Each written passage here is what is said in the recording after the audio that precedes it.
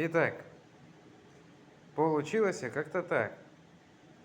Но хочу, хочу, хочу,